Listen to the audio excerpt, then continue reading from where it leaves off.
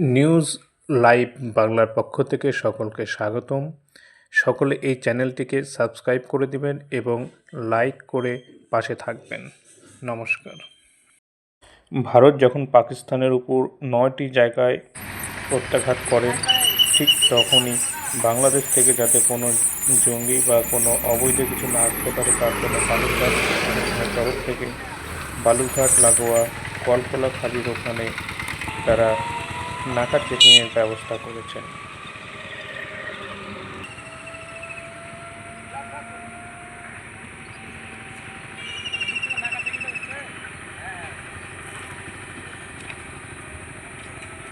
কারণ তারা জানিয়েছে যাতে অবৈধ পথে কোনো কিছু না আসতে পারে, তার জন্য তাদের এই প্রয়াস।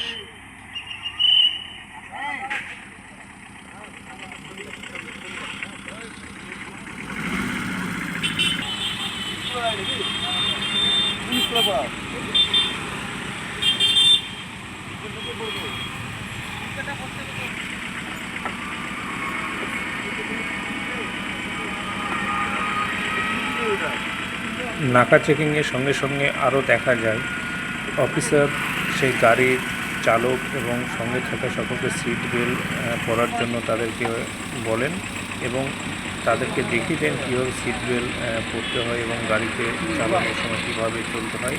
তাদেরকে আমাদের উপস্থিত যে অফিসার ছিলেন তিনি দেখিয়ে দিয়েছেন।